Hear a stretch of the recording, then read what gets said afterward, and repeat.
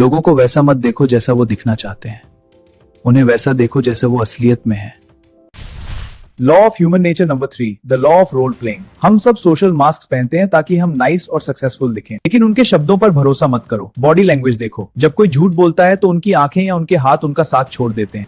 Observe करो उनका non verbal leakage, एक पल के लिए उनका मास्क जरूर गिरेगा, वही उनका असली चेहरा है। दुनिया को पढ़ना सीखो, बेवाकूफ बनना नहीं। Follow for more human nature.